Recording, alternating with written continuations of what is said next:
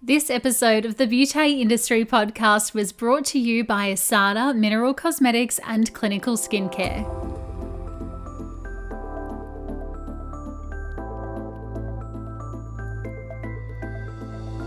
Hello and welcome to the Beauty Industry Podcast, your online support community for the professional beauty industry.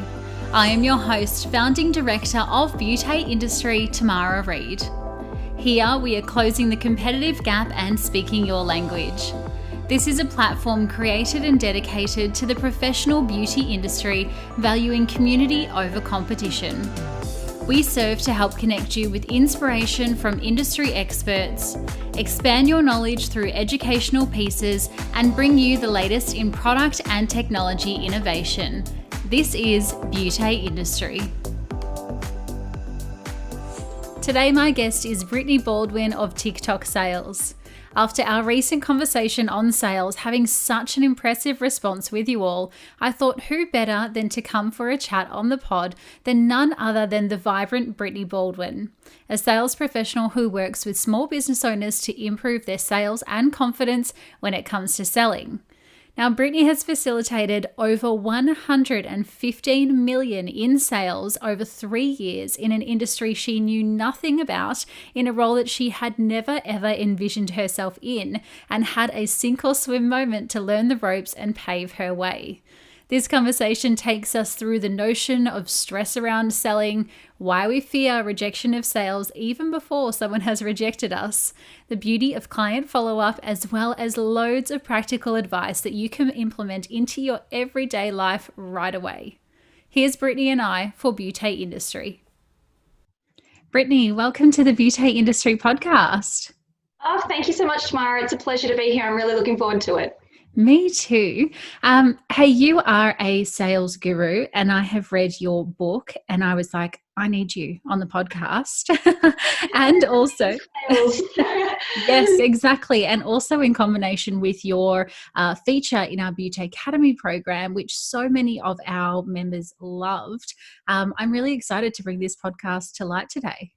Thank you. Thanks so much for having me. It's a really important topic, and I know a lot of business owners out there are struggling, particularly given what the world is going through with the uncertainty, and a lot of our customers are vulnerable, so we don't really want to push our products and services on them. So I'm really looking forward to being able to provide some insight onto how much your customers really need what you have, and then breaking down those barriers that I know a lot of people listening have when it comes to selling. Absolutely. So I'm always fascinated to know how people got into their jobs today. And I guess, nobody really wakes up and says, I want to go into sales. So I'm wondering for you, how did your relationship with sales begin? Absolutely. Sales is not aspirational. We don't grow up wishing to be salespeople. We don't dress up as salespeople on Halloween. We don't, put sales training on our Christmas wish list. So I completely understand how falling into a sales role is more likely to happen than aspiring to be that. That's exactly what happened to me. I started working alongside my mother, who begged me for some help, and I said, no, I'm not interested in doing that. I don't really want to mix family. And it actually turned out to be the best thing that ever happened. First of all, because our skills complemented each other. So that was a real big learning curve for me. She's the visionary and I'm the doer. So we really achieved wonderful things together. But to be perfectly frank, before I went into selling, the closest I'd come to sales was selling a pair of shoes on eBay. So I was a complete novice before I started. And look, over the course of my time, I was selling high-end retirement homes, and I learned so much about sales and selling and the step-by-step process. And as a result of that, just the rise that I had in the company, I ended up in a senior executive position within 3 years. I'd sold $115 million worth of product over that time. So it was, very lucrative, and I loved what I did. I worked really hard. But of course, when everything's going really well, things happen, and I faced an unexpected redundancy from that role, which turned out to be a silver lining, a blessing in disguise, because it meant I had a little bit more time on my hands to go and do a few things that I may have been neglecting with working my 7 days a week. So I went and had my annual skin check, and I was diagnosed with cancer, with melanoma. Yes, so at 29, that was really shocking. And it was right before Christmas, right after I'd moved into my brand new home that I'd built. I just got a puppy. So it was all lost my job, all coming at once. And I figured, new year, new me. I'm a bit of a goal setter, I'm a bit of a go getter. And I said to myself, if there's ever been some sort of sign that the direction I'm taking in my life is not the right one, then getting cancer and slowing me down has certainly proven to be that message. So I said, let's readjust what we're doing, let's realign the direction that we're taking. And if I can put myself in a position where I can help other people through how I learned to sell and improve their sales and their strategies and their mindset when it comes to selling, then that's how TickTock Sales was formed. Wow. It's always those fork in the road rather, moments in life where we go, how am I going to navigate this now? And, it's crazy to me because so many people have these similar stories where they have these epiphanies or they have these moments where they go, okay, it's either A or B. And it's a shame that it has to get to that for us to realize. But don't listen. Yeah. Yes. Yeah. We don't listen to those signs. We don't listen to our bodies, and that's why it needs that big truck running into you to really bowl you over and knock you off course. Amazing. So then you went straight into your own business and obviously put all of your effort and energy into it, which is going bananas, by the way. Congratulations. Thank you. I'm so excited. This year I've written a book. I launched a brand new program over the weekend that's just gone. So it's been sensational, but as a lot of business owners out there know, it's hard work. It's a lot of hard work, and I really sympathize with the people who are doing that. Before you enter business, you don't think I'm just going to leave my 40-hour-a-week job to go and work 80 hours a week for yourself. So but it's rewarding because all of that value that you place on yourself, it all, your opinion is the first and only one that matters. So I wake up every day and I get to design my lifestyle and help other people at the same time. So I know all of your listeners are in that same position, whether they're business owners or therapists helping people or whatever role they play. It's designed to serve others, and that's just wonderful. Yeah, you're absolutely right there. So now every single day you are talking sales, eating sales, living and breathing sales. Did you ever have a moment prior to looking at the sales industry or even thinking about sales yourself where you felt sticky or icky or gross about the process of actually selling to somebody? Yeah. Yes. You know what? It's so interesting because I talk about this every time I do a presentation, every time I start training with companies or doing workshops, and the word sales is so dirty. And it's, we may as well be tax collectors or parking inspectors or like the real bottom feeders of the world, because 50 years ago, sales was synonymous with, cheap suit wearing, manipulative and deceitful, over-promising and under-delivering type salespeople, that real second-hand used car salesperson type, or the vacuum demonstrating door knockers. And unfortunately, we are no longer operating in that world, but the stigma still remains. And that's why no one aspires to be a salesperson or wants to associate themselves with having the title of a salesperson, because we don't want to be seen as the pushy, arrogant, distrustful, deceitful sort of person. And it's taking a lot for us to reframe our thinking and shift our focus on what selling means. I've got a new definition. I have a new definition for sales, and I'm going to share it with you all today. And that is that salespeople are professional communicators. Love it. And what I mean by that is our job is actually to facilitate the process of, our customers are so well informed, they know what they want before they even walk through the door. So we need to facilitate that process from having the initial inquiry with us all the way through to understanding their needs, their pain points, their level of urgency, their budgets, and try and resolve those problems, build those relationships until they come and make that buying decision. So we are facilitating that process, and we are communicating all about our products and services and how we can help our customers. Yes. Oh my goodness. I'm obsessed with that. Salespeople are professional communicators. I love that. And as you've said there, the ability to hear somebody's problem that they're coming in with, be that skin or body or hair or otherwise, to listen to that, take that in, and then communicate a solution. Like, it's a no-brainer. Yes, I know, and you've actually said the magic words there. Listen. I've devoted an entire chapter to listening in the book, which I know you've read through, because if you are telling, if you're talking, if you're the one who's doing all the talking, then you're not listening, you're not understanding, you're not able to pick up on what your customer would otherwise have told you if they were allowed to talk. So asking questions and then listening for those responses. You need to listen to understand and not listen to respond. Yes. Oh my goodness, you've taken the words right out of my mouth. I think a lot of times as therapists, especially in consultations, we hear, trainers and educators say, you should be talking 20% of the time and your client be talking 80% of the time and da-da-da. But I think we are just so scared by the consultation, so scared by the prescription, that talking and filling the space kind of makes the situation a bit easier for us, but then we're actually because not you're listening. the expert. You know what to say. You're the expert, so you can tell them all about it. And look, yes, what you've just said is correct. There is a certain percentage, but I would challenge that and say it really depends on what part of the conversation you're at.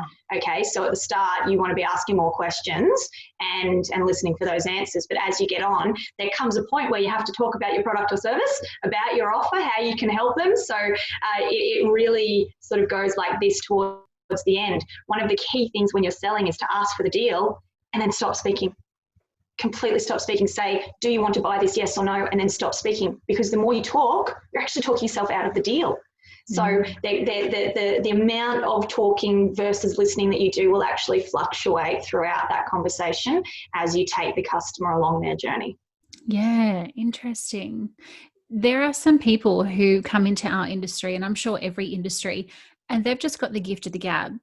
Do you think that people are either like in the good pile or in the bad pile of sales, or can we actually be taught how to sell better? We've all heard that term, those people just sell ice to Eskimos. And I am living, breathing proof that you don't have to be a naturally born salesperson, because I'm not one of them. I'm not one of them. I'm not, I have the personality for it without a doubt. Okay. But that only takes you so far. Okay. So when I was selling, first of all, I had a very, very, very tough introduction into the office. So I had no sales experience. I had no industry knowledge in retirement. And I was managing a team of people who were all older than me, who could sense my fear because I didn't know what I was doing. So I hit like the triple whammy on not being an effective leader in the role. And I was told daily, every single day, by a lovely lady who spurred me to be better. But I was told by her every day, you have no business being here. You're never going to be successful. You don't belong in this office, and you may as well quit while you're, still have the time. Wow. Well, that's lovely, isn't it? Yeah, it's nice. But as I said, it fueled me on to be better, because of her, I said, well, I'm going to show you. I'm going to be the best salesperson here. And we had our national manager bring on a sales trainer. Okay. And we spent 2 days learning the ins and outs and upside downs of everything to do with selling. And we all were given that same training. But what separated me from the other ladies in the team was that they went back and they did what they always did. And I absorbed that information like a sponge. And what I did is I created my own process, my own system. I took bits and pieces that I liked. I disregarded the bits that I thought were too hard. You don't have to do it all at once, okay? And I made my process and I learned it. I actioned it and I did it consistently. And I'm using that very same process that I learned then as part of my book, as part of my program, and as part of my coaching with my clients, because it works. So no, you don't have to have the gift of the gab. You can be taught how to sell. I did it. And because I was taught it, I now know how to teach it. After the break, Brittany and I explore our fears around rejection and the importance of client follow-up. But first, a word from today's BeautePartner. Issada Mineral Cosmetics has been at the forefront of high-quality, talc-free mineral makeup in Australia for over 15 years, and if you hadn't heard the news already, Issada is now set to launch a range of advanced cosmeceutical skincare. Issada Clinical Formula has been developed and tested in a skin clinic to ensure its efficacy in professional treatments and as a sought-after home care retail range. Each skincare product has been formulated with high-performance actives, vitamins, antioxidants, probiotics, and plant extracts for optimal skin health. To learn more about how the Issada Clinical Formula range can benefit your clinic or salon, visit issada.com/skin today. Thank you so much to the team at Issada for making this episode of the Beauty Industry Podcast possible. As humans, we are creatures of habit, and we feel uncomfortable when anyone asks us to do something new, something slightly new, right? Change. Yeah, change, exactly right. But as you've said there, the magic is not going to the course, because anyone can go to the course, anyone can read the book, anyone can do the program, do whatever they want, right? But the magic is going back and then actually implementing it. And though you come out and you say Purple Monkey dishwasher and you think, how the heck have I said that? I've never said that in my life. It feels so weird. You will go back in the next time and say something different until you find your groove. Yes. But it's important to know that change doesn't happen overnight. And in fact, it takes a good 14 days to actually feel comfortable within change. So the magic is actually doing it. Oh my goodness. I have a mentor of mine who says the words, I'm sure we've all heard knowledge is power. Okay.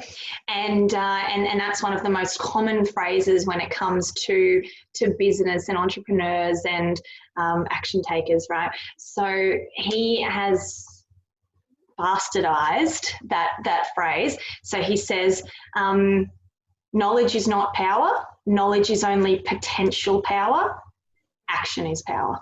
Yes. It's all well good to know it, but if you don't do it, then there's going to be no impact. Yep, completely. So then tell me how we move past that stress, because people are going to go to the course, many courses over their career. They're going to be taught how to sell. Their account reps are going to come in and say, do this, say this, and then we want to action, but we feel too stressed and just, how do we do that with the mindset? You know what? It is, you said the magic word there, it is mindset. Your sales success starts and finishes with you. Okay, so the biggest sale that you're ever going to make is the one you make to yourself. And once you are able to confidently sell yourself to yourself, then you're going to unlock your potential to sell to other people. So understanding, the role that you play and how your product or your service, it improves your customers' lives. They want what you have. They need what you have. Okay. And you can't force anyone to buy from you. So once you can understand the relationship that you're building and the value and the contribution that you're making to these people's lives, then you can appreciate that if you can follow, I use the word journey because that's what it is, take the customer along that pathway, guide them, facilitate that process for them, then they're getting the results and you're getting the results too. It is that win-win. So I think for me to put the message out there is that selling or making a sale is not your objective. Your objective is to build the relationship, understand more about your customer and guide them along that journey. The sale is the natural outcome of that. If you do it right, if you do it properly, then you are going to get the results for your customers, which of course is a result for you. So there's two major fears when it comes to selling. They are the fear of rejection and the fear of being arrogant and too pushy. So look, I could talk all day on those, right? But when we're talking fear of rejection in particular, there's a strategy that I really like to use, and it's called the best case, worst case, most likely. And what that means is if you had to pick up that phone and start ringing your database right now, okay? So the people you're already connected with, you've got all their details, they know who you are, they know about your products and services, so they're warm customers, right? But the idea of calling them probably sends you into a mild panic. Okay, I get that. You'd probably rather lose all your customers than actually have to call one of them. But look, if I forced you into picking up that phone and calling those people. Best case, you have a conversation with them, they love what you do, and you get a deal over the line. Okay, you sell a treatment, you sell a product. Worst case, you ring them up, they swear at you, they yell at you, they say, never call me again, and they hang up the phone. Like, that's as bad as it gets. Okay, I say it's kind of a good thing because they're never going to buy from you, take them off your database and make room for somebody who's more likely to do business with you. Okay, so best case, do a sale. Worst case, they're not your customer.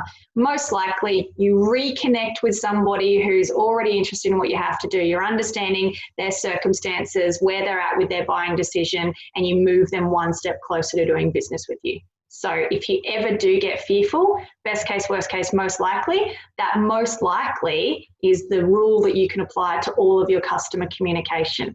And to finish up on that, it's a little bit, if I could put it in easy terms for us to all understand selling,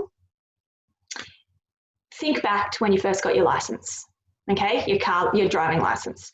You got in that car, you had to read the manuals, you had to understand there were so many pedals and dials and indicators and so much to learn, and it was stressful, and you had to take tests and learn the road rules.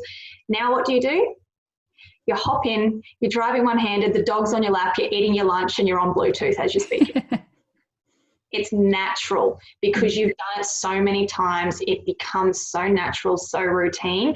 So that's that action we're talking about. Get in there, try it, see what works, see what doesn't, but keep on doing it because you're going to evolve. The more you do it, the more confidence you'll get, the more results you'll get. And then, of course, your fear will shrink as a result of that. Yes. Oh my goodness. I'm obsessed with that. Best case, worst case, most likely. In fact, yesterday I had a call. So we have some beauty industry branded keep cups, which we have given out as part of our events that we've just had virtually. And I ordered them from this company in New Zealand, and my phone rang yesterday and I picked it up, and it was Lauren from the company. And she said, "Hey, Tamara, just checking in. How did you go with the last order of your keep cups?" And I said, "Yeah, good. You know what? Our Instagram's been blowing up. Everybody's been reposting the keep cups and making their coffee in the morning. It's so cool." And she said, "Well, actually, I just wanted to let you know that we've actually just put together these little boxes, which we are shipping out for you. And in the box is a pen, a notebook, a lanyard, and there were a few other things." And she said, "So we can actually brand these all for you. And the best thing is that you don't have to package them up. We do the entire shipping process." Yes. Do you know what? You couldn't have found a more perfect time, because we are actually moving our subscription base into a club membership next year. And I said, "I've been searching for somebody who can do all of this stuff for me, but I'm going to be 9 months pregnant by the time that we launch this. So I cannot run around bloody posting all of these things through Australia Post." No. Okay. So if she didn't call you, she'd never know. Correct. That's exactly right. That is the key. And she's made a huge sale as a result of that. And everybody's time is so precious of all the things. So TickTock Sales was founded because I wanted people to understand the correlation between time and sales. Okay. If you can create more hours in your day, you can use those hours and reinvest them back in your business to do things like follow-up calls or whatever it is that you want to do. But long story short, more hours in the day, you get more done. So it's so interesting you say that, because my book supplier, shameless promotion, database $2, okay, but it's interesting you say that, because I actually place those orders and they do all the work for me. They post it out, they package it up, and the reason for that is we're so time poor servicing our customers that those menial tasks that you can get done, when I say menial, of course I love it and I love what I do, but if you can take some of that pressure off so that you can refocus on what's important for your business growth, your business development, your ability to connect with customers, make more sales, have more meetings, whatever it is, then that's exactly what we need to do. So I'm so glad, first of all, that lady gave you a call. Lauren, did you say her name was? Yeah. Shout out to Lauren. She's doing her job well. But it's also, she's made a big sale, but you're sitting there going, thank goodness, I can now stop worrying about that. I can stop putting time into that. And I know when I should be focusing on having my beautiful little baby, that stuff is sorted. So you feel like you've had a win when realistically she's having a win. I know. Perfect, right? And then I don't have to keep sifting through Google trying to type the right thing and find this damn distributor. And then as well, I didn't feel like, even though I later looked at her email, what's it called? Email signature, and I said, oh, she's actually a salesperson. When I answered that phone call, I didn't think of her as sales. I literally just thought as she was checking in on the coffee cups. I told her, and then she was like, hey, we've also got this. And I said, yes. So as you said, it's a win-win. It's a perfect scenario. There's a term for that. It's called conversational sales. And I think that's where we want to all be getting to the point where sales is just a conversation. It's just like we're talking here today. Like we could be selling to each other right now, but it's the way in which you're communicating that to get the point across, where we're identifying, we're asking questions, we're understanding a little bit more about our circumstances. So you're all leading towards that, but you don't have to do it in such a direct way. Like, hey, the reason for my call here is I want you to buy something from me. Like, let's get started. It's not like that anymore. Yes, absolutely. So what I know a lot of therapists do is even before they go into the conversation, they freak themselves out through fear of rejection. And I'm just imagining, what if Lauren had done this before she picked up the phone and went, oh, do you know what? Tamara's already got her keep cups. She's already spent a good amount of money. She probably doesn't want to spend any more. I'm just not going to make the call. Why is it that we're so scared of something that we thought it might not even happen? Good question. Why do we fear everything? Because we live in a state of anxiety, okay? Everything we do, we're always fearing the worst. And we put it down to something we've done wrong, okay? So we're quick to put the blame on ourselves. And it's interesting because when you talk about that, let's say, Brittany says we all need to call our customers more, right? Okay, so in an ideal world, our customers are super responsive. They are answering our emails. They pick up the phone when we call them. They're always available if we have any questions for them. But in the real world, what actually happens is they fall off the edge of the earth. They go silent on us. They ghost us, to be extra funky with our words, right? Mm-hmm. And this is where the 99% of people give up. And they give up because they think that person is not interested in the product. So they go, it's my fault. I've done something wrong. They're not going to buy from me. They never want to hear from me again. So I'm just going to give them their space. I don't want to be a pushy salesperson. Okay. What if that person is just like you and me? What if they're busy? What if they're on holiday? What if they're sick? What if their computer or their phone died? What if they lost your business card? There's so many reasons why people don't respond to us. So it's our job to continue to try and communicate with them. This is the key. This is like sales 101 for me. That's why I call my book Database to Dollars. This is all about your database of people. You need to keep following up or keep communicating until you get a clear yes or a definite no.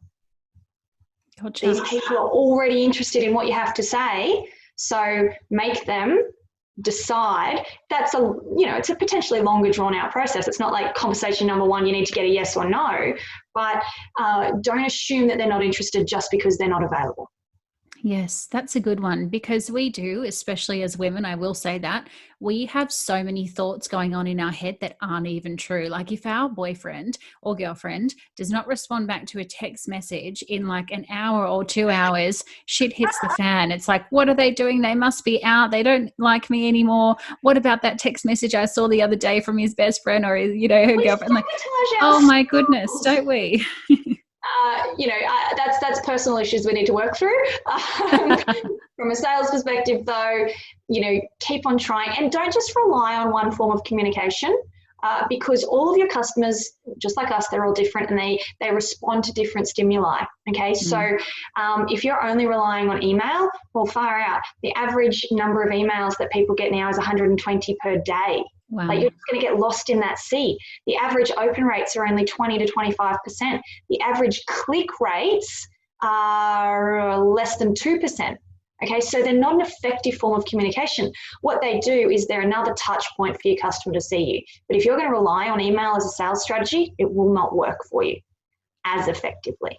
Okay, so now there's so many different ways to communicate with our customers. You've got email, phone call, in person, social media, messengers, text, post, in person, fax, handwritten note. Like there's so many different ways we can now communicate. So you need to be using a combination of all of them to make sure that you're hitting the right people in the right way so they can hear your message, and don't just rely on the easiest one, because the easiest one is often the least effective. Yes, very good point. And as you said, I know some people in our community go, oh, I feel like I'm annoying my clients by being on every platform. But if you've only got 20% opening your email, then you need to be talking to that 80% who aren't opening the email, and they might be on socials, or that might be on a phone call, for example. Yeah, absolutely. Absolutely. Socials are your best friend, because it's, look, our customers are conditioned to be sold at. They know we're all selling. Like, just because we're not using the words, we're building relationships, we're creating value, we're using our tools of influence. Like, we're selling.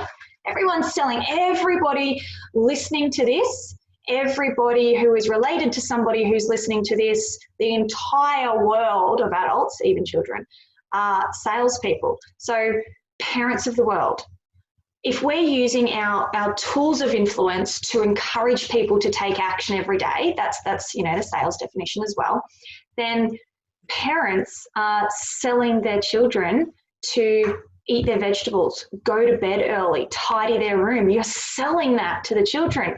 If you've ever been an employee and you want a pay rise, you're selling yourself to your employer that you deserve that pay rise. Politicians, they're selling a vision and they're hoping that you vote for it, given how relevant it is with the recent elections. So everybody in one form or another is a salesperson, and I think we all need to accept that. And if you accept that we are all salespeople and sales is an honourable profession, we are professional communicators, we are facilitators, then that's going to help when you have those conversations with your customers, because they know you're a salesperson.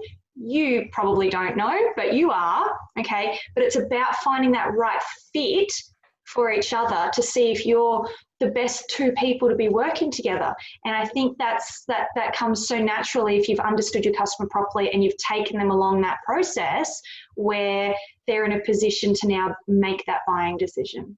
And once you start getting those tangible results, both in the treatment room and then once the client starts using the products, the sale is almost made up. It's non-existent, because you are getting a result for your client, and that's the whole thing. You're solving their problem. I'm interested to know, with all of the knowledge you have now about sales and being the sales guru that you are, what is something you know about sales or figures that you wish somebody else had taught you in the beginning when you were very first starting that sales role? You know what? On social media all the time, I see those questions, what would you tell your younger self?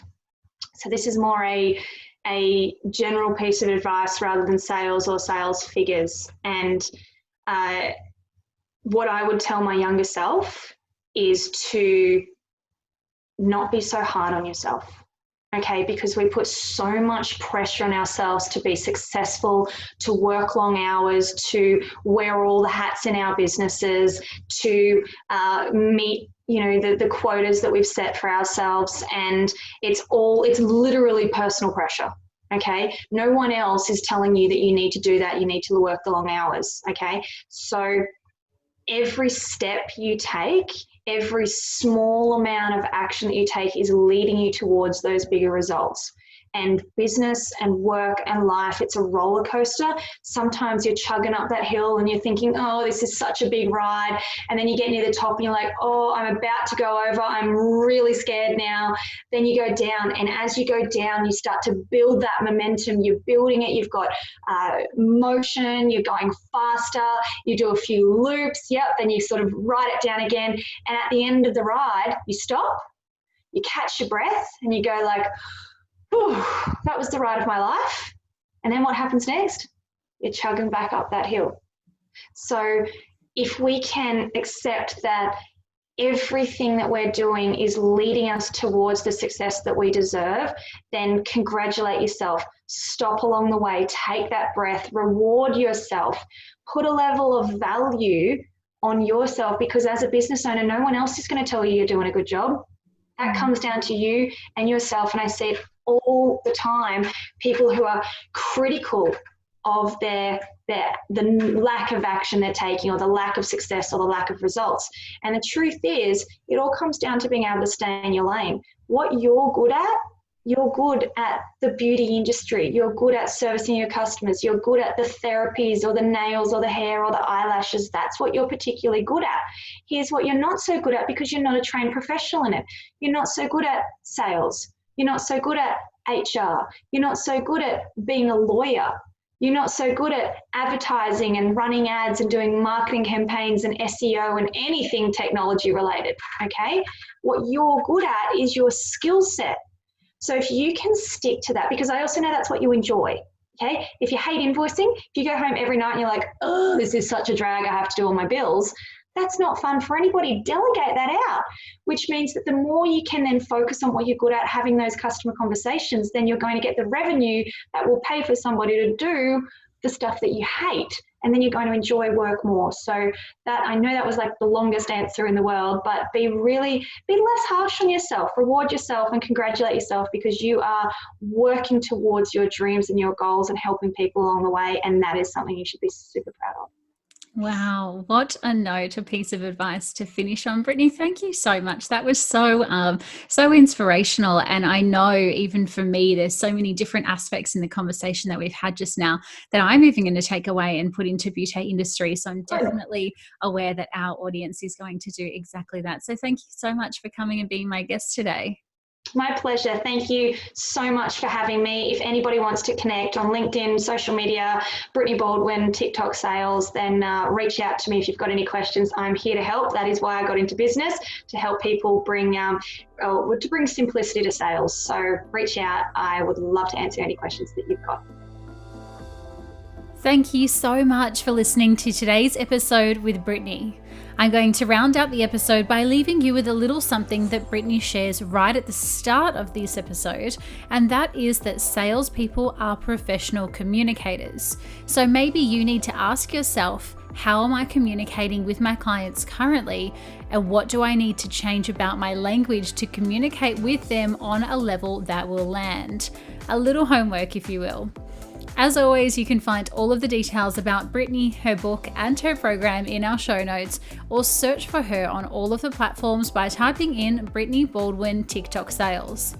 In the art of selling, if you have loved this episode today, then please do share it with anyone you know who also might enjoy it, or go ahead and write us a review in your podcast app with a little rating of what you thought about the conversation. Until next time, stay connected.